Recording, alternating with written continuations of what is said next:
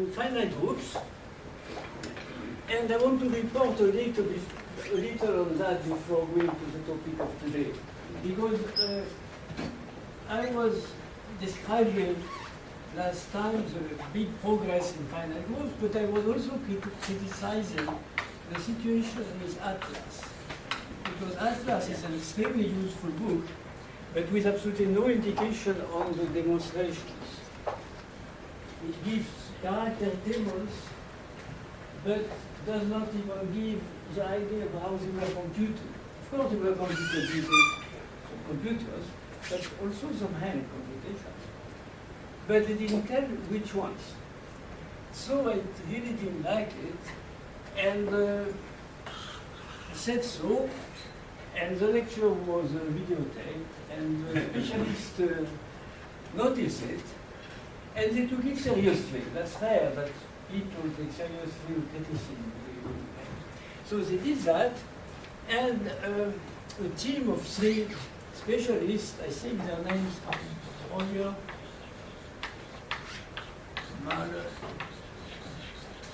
and something like O'Connell or O'Connor, I'm not sure.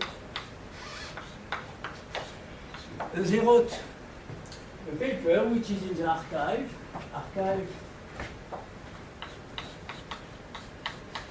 last year,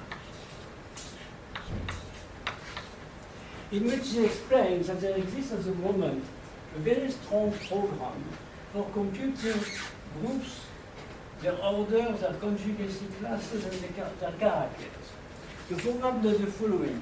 You give to it two elements of either a symmetric group or some linear group over a small field.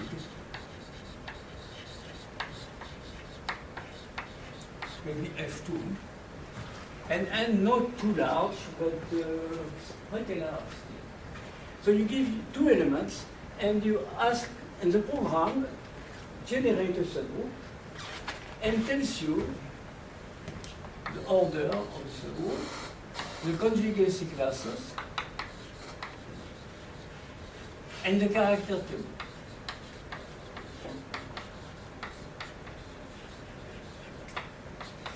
It does not tell you what the group is, but if you wanted to get a simple group, you knew really what matrices to put. So put those, and then you check that the order is the correct one. You check it is simple, because being simple is obvious on the character tables. And then you believe in the classification of finite simple groups, and then you know you have it.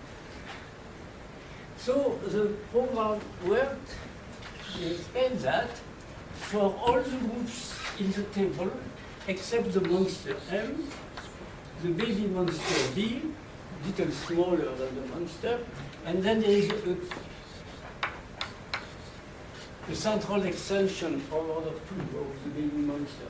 So those are still open. But a good thing is that for the others, they recomputed the table and they found the same one as the one in the Atlas. Oh, so that's a happy coincidence. Okay, so I wanted, so I just wanted to mention that to you so that sometimes complaining has some effect.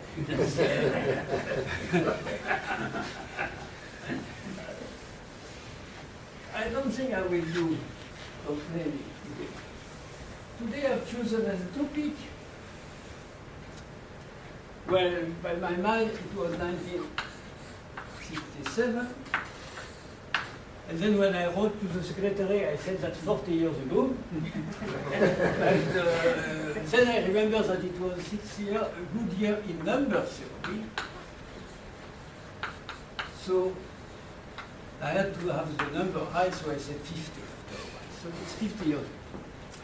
And of course, the date is approximative. I mean, many things happen around that date, let's say from 64, 70, something like that. But there was, I feel, a rather clear change in the direction of number theory at that period. If you want to think in long periods, the basic date for me for number theory is that Gauss distributionless arithmetic.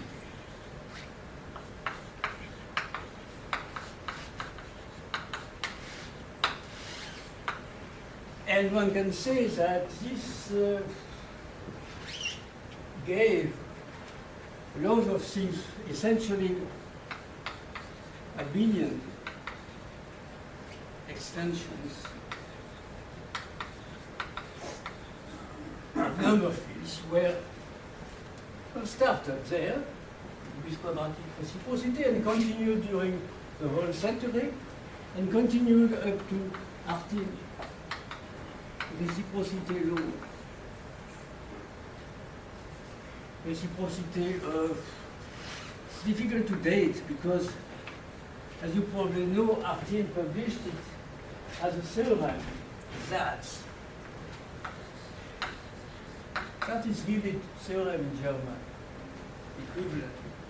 He published it around, I'm not sure of the exact date, but it's around 27. But he gave examples, but he didn't give a proof, and he said, it's natural that we cannot prove it. And he showed that this implies a Chebotarev density theorem. Well, it was not called that way, but for obvious reason. With even a good error term. And for him, it was an obvious consequence, an easy consequence of the reciprocity law. And then Chebotarev, 1 year later, proved his density theorem without using Artin's reciprocity law. And then Artin understood that because Chebotarev had been able to do that, that meant that he had somewhere the arguments to proving the reciprocity law. And so Artin extracted from Chebotarev's paper a lemma, and with the lemma proved his own reciprocity law. So that must be, I'm not sure exactly. So then you have two different dates for the reciprocity. So that's the abelian thing. And I think basically we're limited to abelian extensions. Of course, in Galois cohomology,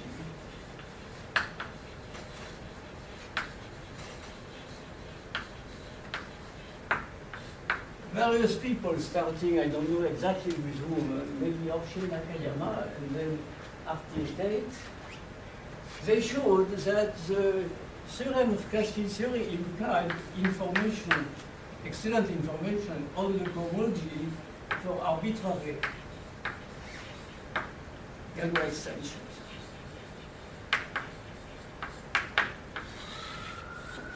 But this goes a long way.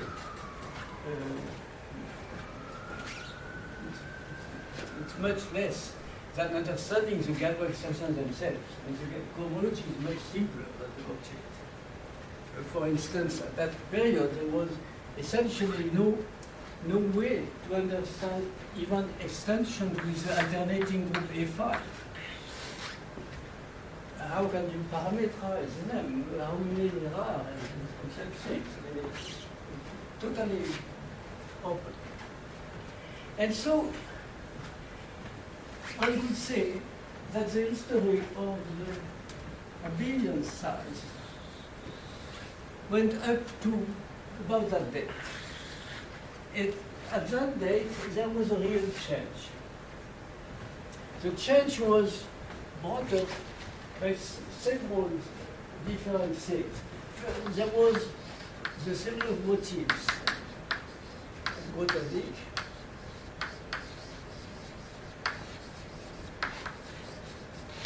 And there was the Langlands program.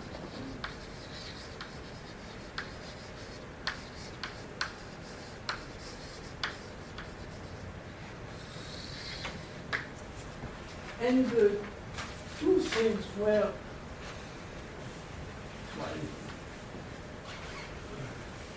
well, more or less obviously related. Well, obviously, depends who looks at it.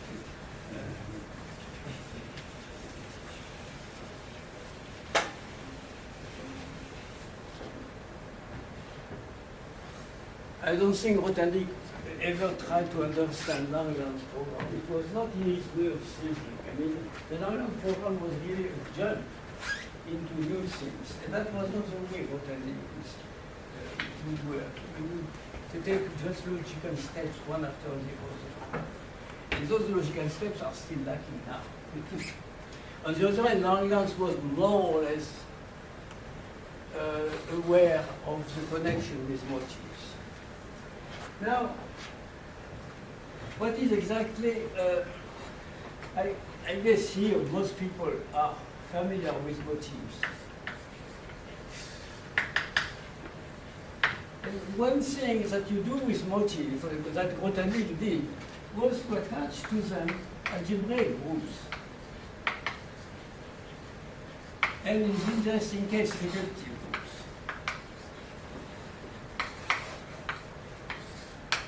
Namely, there is a formalism which at that time was already understood, the so-called Tannaka formalism.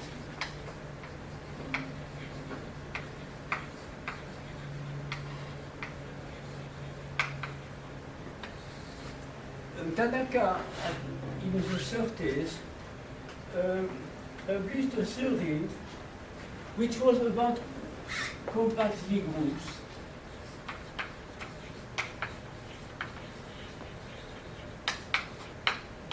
And he showed that if you have a compact Lie group, it defines for you, so G compact, Lie,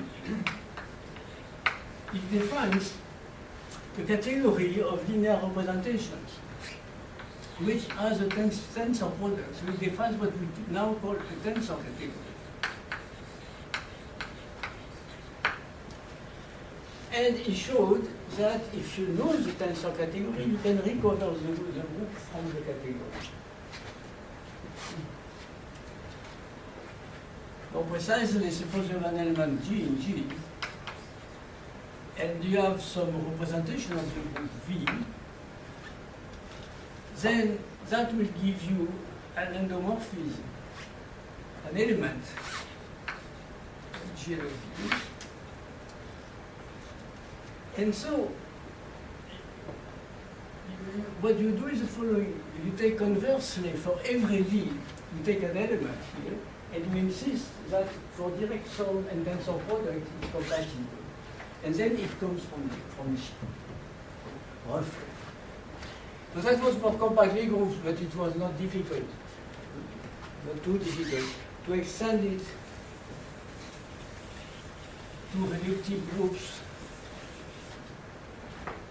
Let's say reductive Lie groups. No, not Lie, algebraic groups. Over a field, but here we need only over a field of characteristics 0. And in Grothendieck's theory of motives, you don't have the group G, but you have the category of motives, and you have it with a tensor, well, with a little more than that. You have also a dual of element 1. You have all that. And, but you need a vector space on something. So the something in Grothendieck's case was because of the analytic representations you had over every QL. And so in that way, you would get algebraic groups attached to a motif, analytic.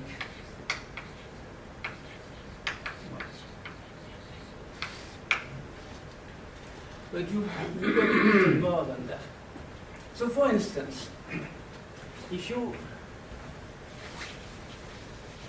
apply that to elliptic curves,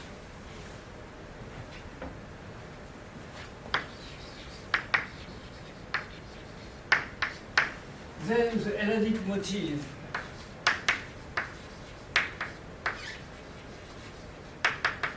is two-dimensional,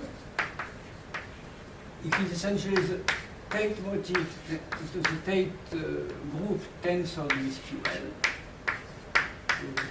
canonical notation DL. You have an obvious notion of tensor product and so on, and hence you have a motivic group which sits inside GL2 QL. Well, if I view it as an algebraic group, I should not write it that way. I should write it GL2 over QL. And if you look more closely, you can see that there are not many choices for these things. I mean, this group can be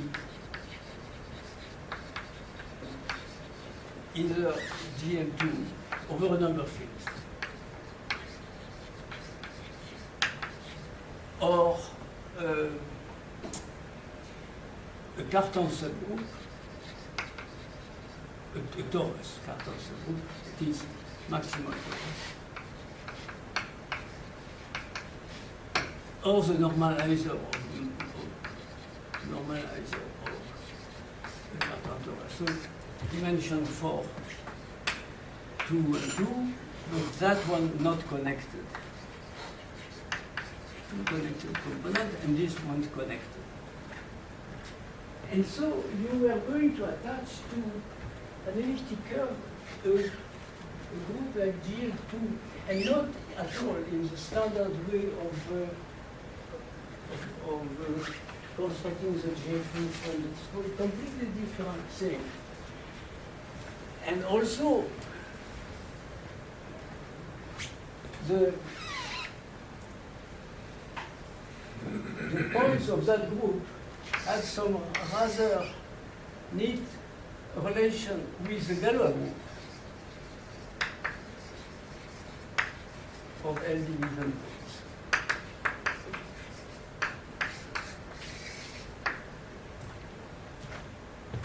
And when you go to different varieties and cohomology, you get new groups, and it became rather obvious that one had to use the structure of these groups.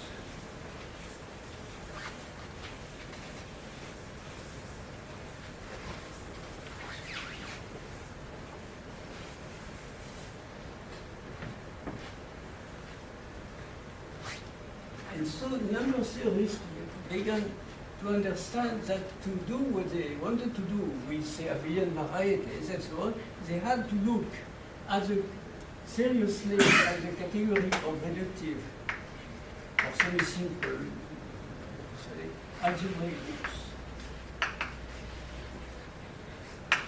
including the standard tool of the trade. The tools are essentially the root systems. Line groups.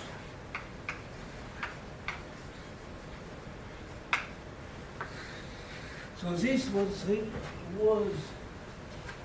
non-commutative aspect of group theory coming very seriously into number theory. And the Langlands program was going exactly in the same direction. 67 is the date of one of the first reports of Langlands. Langlands.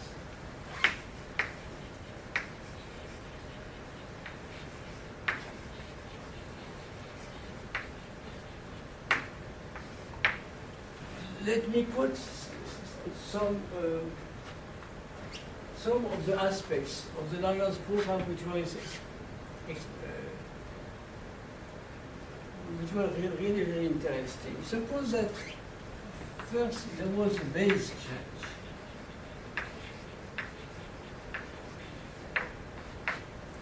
Suppose you have an extension of number fields.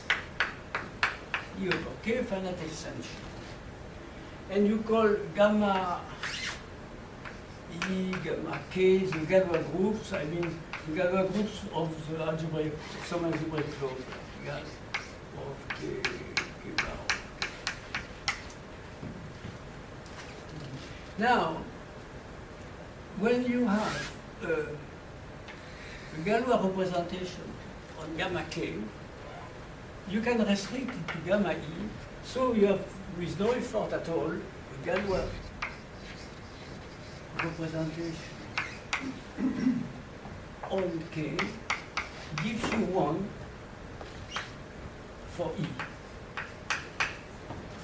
But in the Langlands program, you're going the other way. That is, you're saying that, for instance, an abelian variety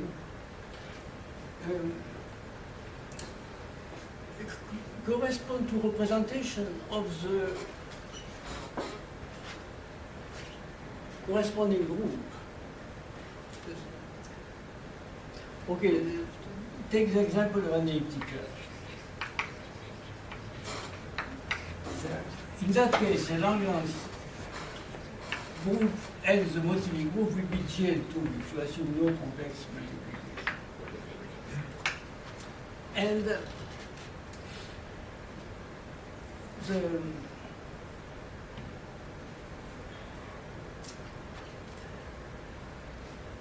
how to say that? I think I should be.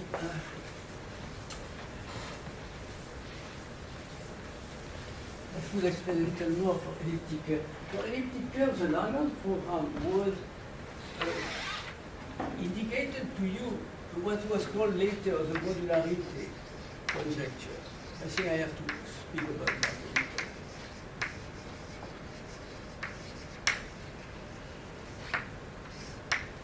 Which for elliptic curves meant that if you have an elliptic curve over a field, that should correspond to some infinite dimensional linear representation of GL2, but over the Adel ring. And in down-to-earth terms, when the field is pure, that would correspond to a Gauss form over A2. We have some condition. And in general, the motive should come from linear representation, what is reducible and so on, of some group. Now, if you think an integral over k, that should give you, should correspond by the philosophy to an adelic representation of the GL2 of k. Adelic of that, of the adel, but over k. And that was the representation of GL2 of adels over. But now the trouble is that there is absolutely no obvious way to starting with a representation of that to correspond of this. It goes the other way. And so that was what Langlands calls the base change. When you have linear representation, well, Gauss forms and so on, of a small field, you have that for a big field. And that is a special case of what he called also the, I think he has a different name for that, when you change the group. So, in Langlands' game, you have, say, a group G1 mapped into group G2.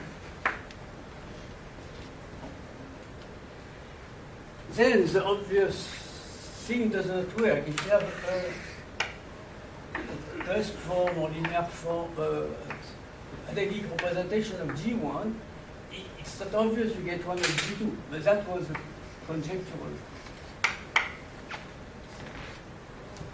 So how is it called? I don't remember the name, the traditional name.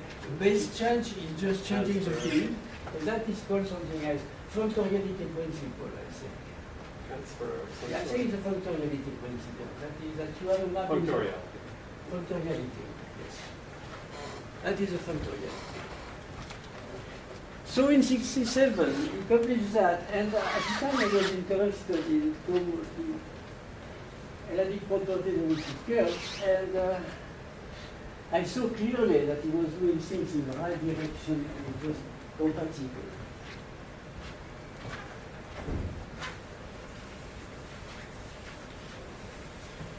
There was another very interesting thing in Langlands, well, 2 years later.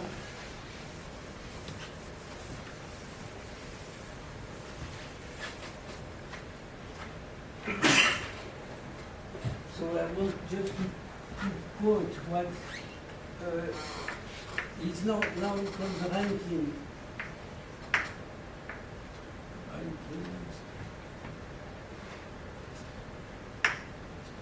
Method, trick, whatever.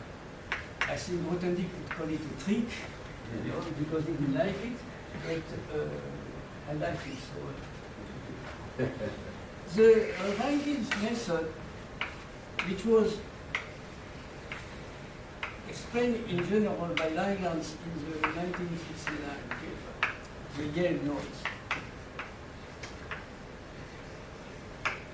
is the one which was used by Delisle later for all of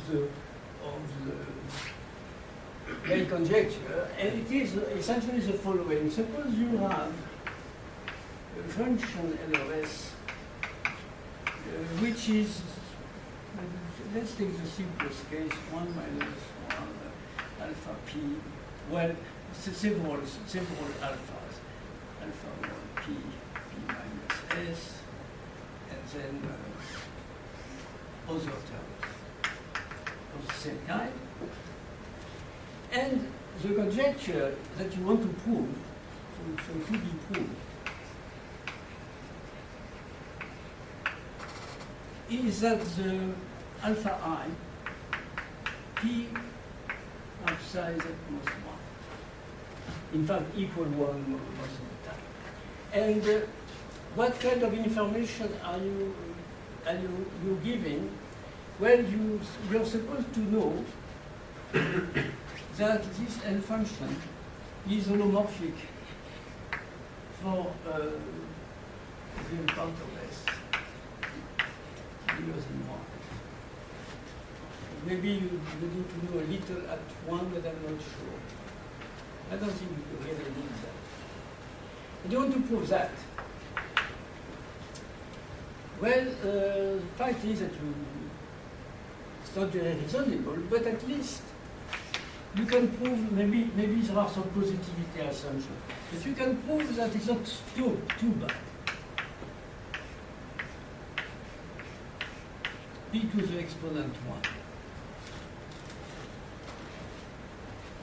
Because if not, that would mean you would have an enormous term here, and it would mess up, if there is positivity, it would mess up the convergence. So that you know that you fail, so to speak, by 1, because it's the exponent which counts. Now, the in ranking case, he used the fact that he had this knowledge not only for the L, but for the corresponding L where you replace an alpha by alpha n for n equals 2. Because he could prove something equal. So that meant that then he had that with m equals 2. So that meant 1 over 2. And in general, if you have it for an m, this method tells you that you get that for 1 over m. And if you have it for infinitely many n, then you win. So in the case of ranking, he had that only for the prime p, for the n equals 2, but he had also the functional equation. And if you use the functional equation, there was a method of Landau which gave a little more than 1 over 2. But what Langlands noticed is that if one believes in this general philosophy and things, then in general, you always have some symmetric powers or things like that. And if you know that the L functions are okay, then you win. And so that was the way he said one could prove the Ramanujan conjecture. And the linear idea was that the function field case, Grothendieck had proved enough properties of the L functions to prove the convergence correctly. So that was the idea of the Leeds big proof. The idea that what the Leeds did not like, because he didn't know this.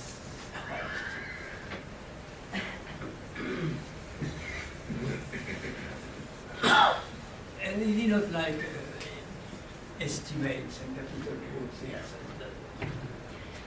Then I think I should also mention, because in 1967 there was also one very important piece of information which came and which was connected to all that. Various paper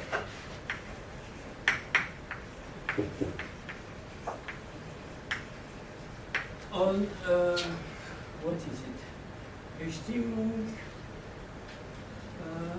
durch Bestimmung is not durch Gleichung.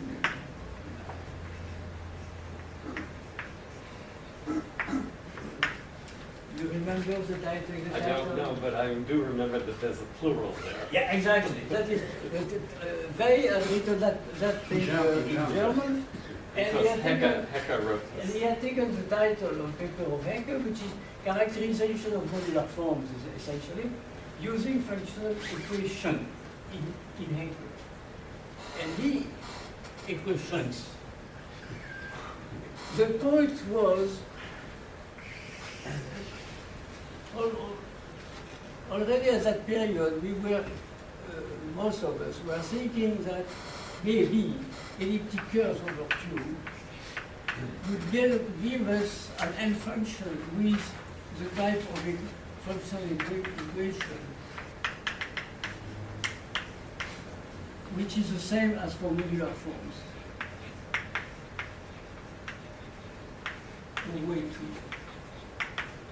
The reason for that was a paper of Eichler in 1984. And in that paper, Eichler had given one example. Well, you see of examples in weight 2. So, examples.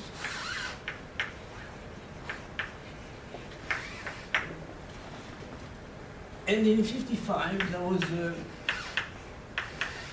meeting at Tokyo Nikko, and then Taniyama had made explicitly the conjecture based on the paper of Eichler, that is what you know, that every elliptic curve over Q would come from a cusp form of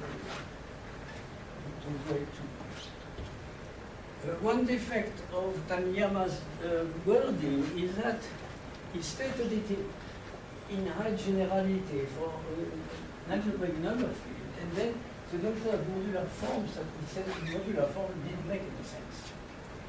If he had stated it just for Q, it would have been stronger than. But anyway, after a while, people looked, and the question was, we were certainly assuming that there would be a functional equation of the correct type. Well, more precisely, the correct type would be to put some gamma factor, and there would be also a conductor. But at first, these notions were not very clear, notion of conductor, for instance. And also, what was disappointing was the paper of Hecke. Because in Hecke, he showed that if you have a conductor, I think it is 5, maybe it's 4. If you have a conductor bigger than 5, the functional equation doesn't give you much on the properties of the function. The trouble is the trouble in SL2. If you work in SL2Z, and if you think about these things, you have some invariance by a group. What would it be?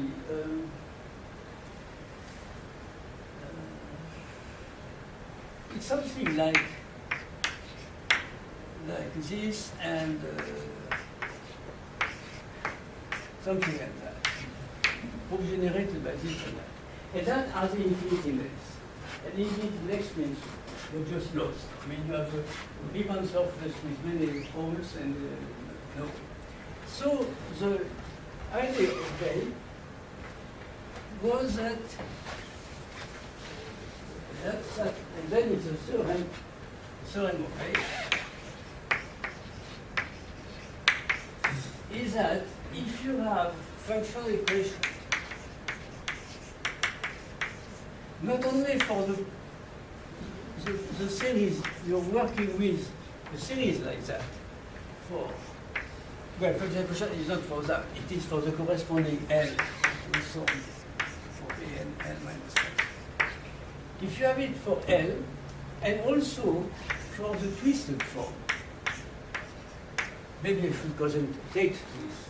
No, except that chi is not the kind of Tate. It's in any L. You have that for every character chi of conductor prime to the level n, you're working with some level. Then this collection of functional equations give you enough information so that you know that this comes from a modular form.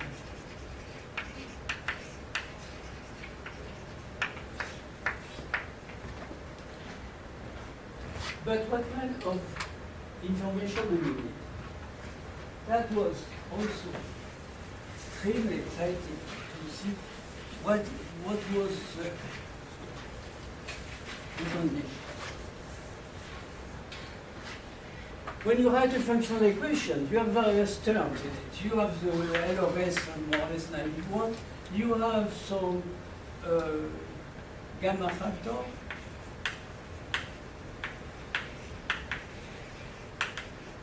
Well, in that game, there are essentially the one I wrote already, gamma of S, maybe with a switch on the variable S. So you have that. You have a conductor, some N, and you have a constant, the constant of the functional equation. So if you call if you call lambda of S the L function in which you have put this and no, not that, and you have the one with some F, and you have the one with F bar. By F bar I mean the complex conjugates of the coefficients. Then the functional equation will be something like lambda of S bar is constant times the conductor, I think it is something like K over 2 minus S per K is the weight. And then it's lambda of K minus S and F, something of that type, but with a constant, CF. And when you twist F by chi,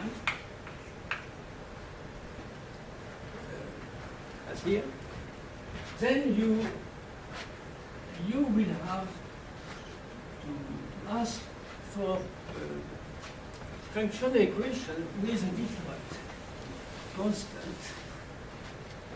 So if you write it C chi, the constant,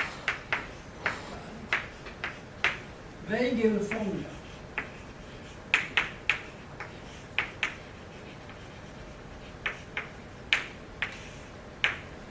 And the formula is very appetizing. Well, not at first, but first it should be the product, that's okay, of the original constant, and then you should have the following. Let me try to remember. You will have to have the conductor of chi to the power, well, the dimension F corresponds to an elliptic curve, it's at rank 2, so 2. You will have the conductor of the elliptic curve. So that's my n. So let's write it conductor. And let's write rho for the representation, because then I will say here dimension. Conductor of rho to the dimension of chi, which is 1 in that case. Then you will have to take the determinant of rho. That is the power of the, well, it is a character. The power, it is a character, and then, because it is a character, you can take its value of the conductor of chi.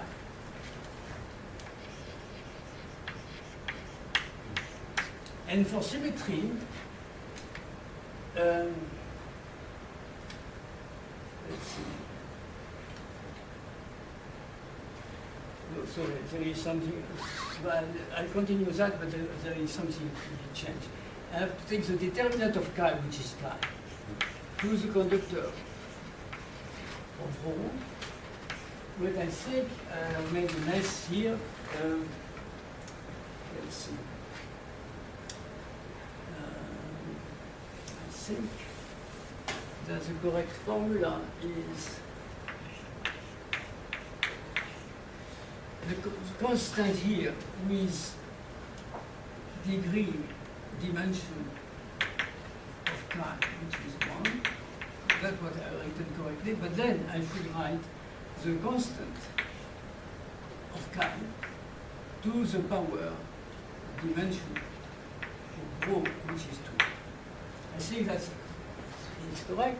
And this is a constant in the standard L function. So the C chi is a Gauss sum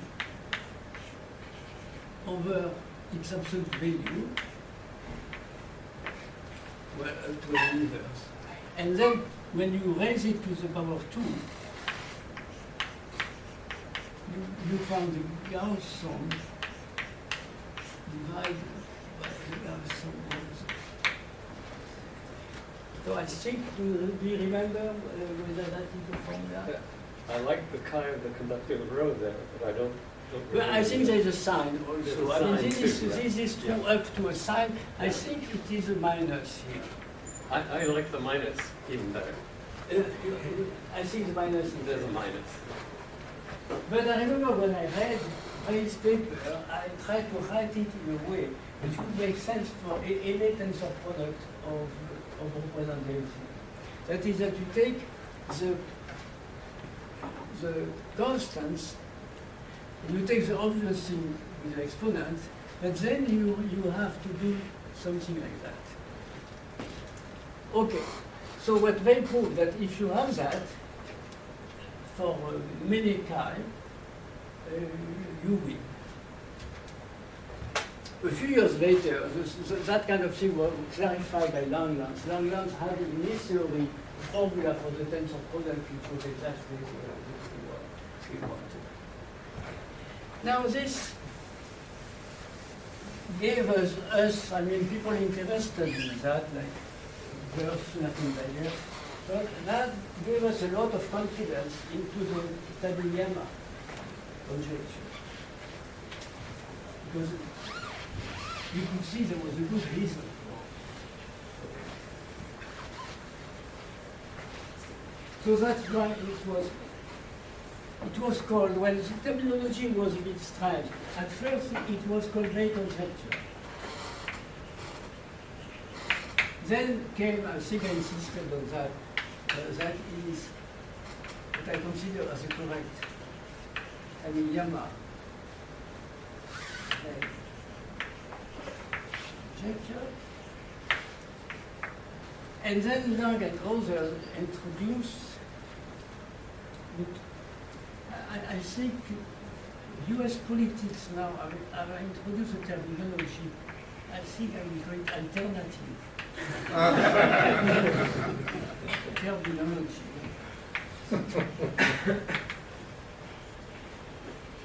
Which is Shimura Tannaka or Tannaka Shimura.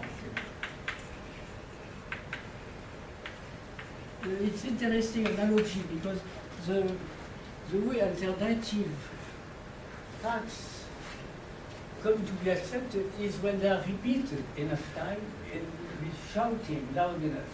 So that's exactly what happened, to my point of view. Okay, now, I think I've seen enough on these questions of vague, Langlands technique.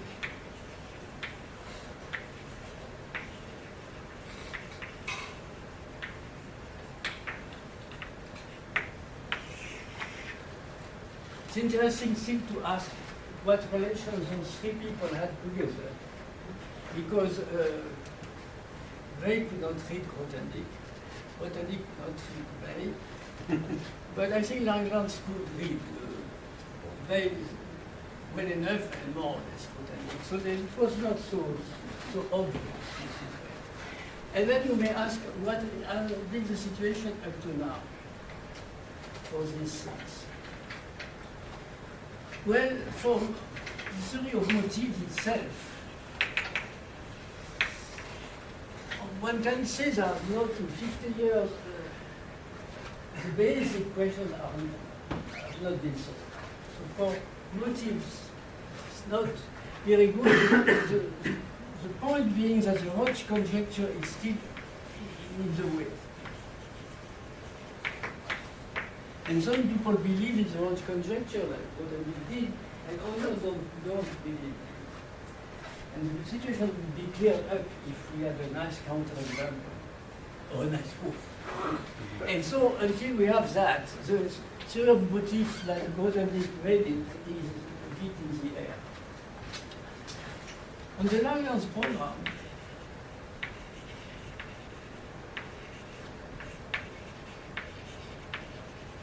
a lot of progress has been made. The Langlands program has a remarkable property that you can extract from it little pieces.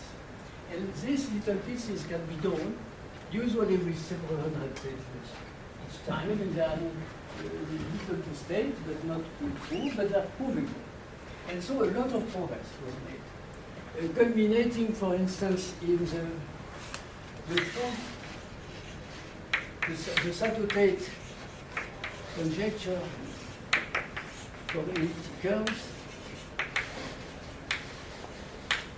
which normally come from the dictionary motifs Langlands, but it was proved without that, but with a part. I don't know at the moment for what fields it is known. I think over a totally real field. I'm not sure about imaginary fields.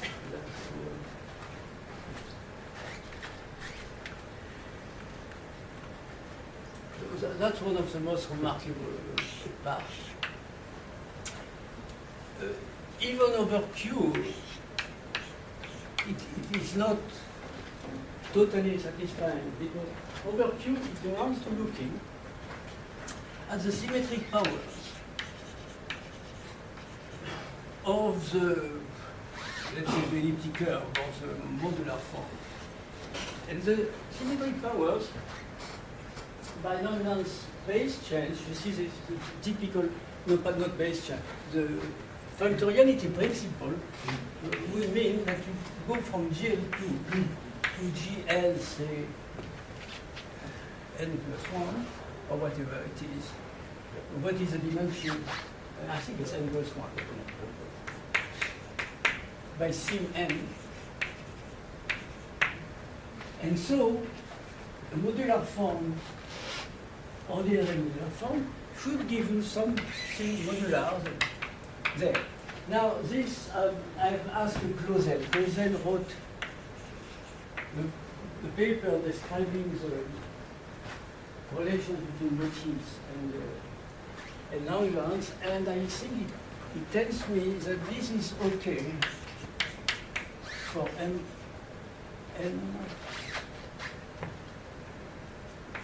up to 8. That would not be enough at all to imply the Satotate conjecture. But for the other ends, he or other people can prove that the L function has the required properties.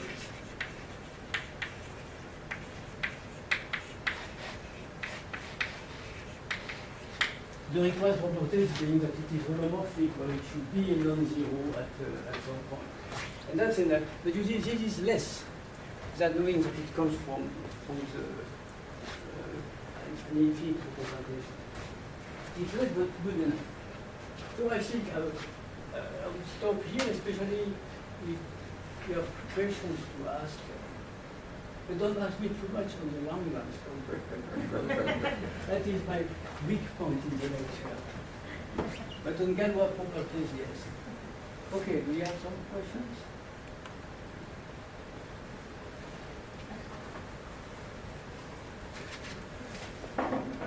No, but You said that Grothendieck didn't like the rankings. No, he was rather unhappy with the league for proving a nice thing like that, not by the Grothendieck method, by yes. Inequalities. Yeah, because for him it was a trick, you see, because he didn't know. But you know, the trick of somebody is a theory of somebody else.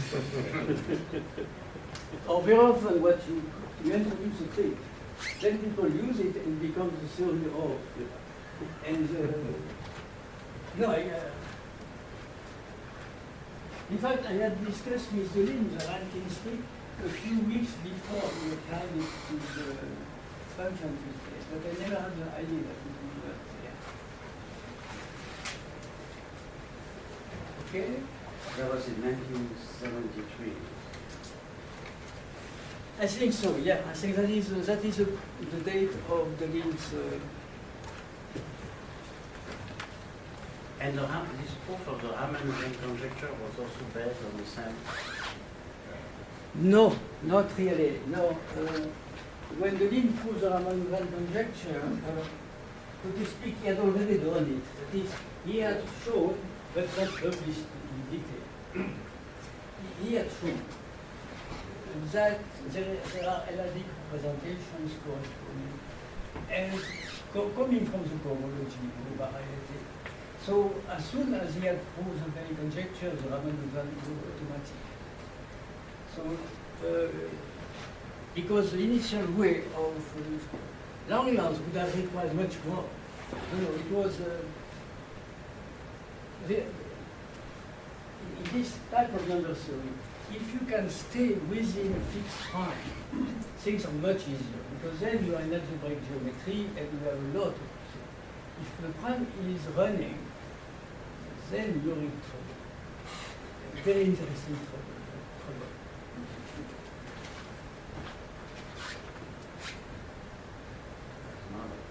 Okay? Any other questions?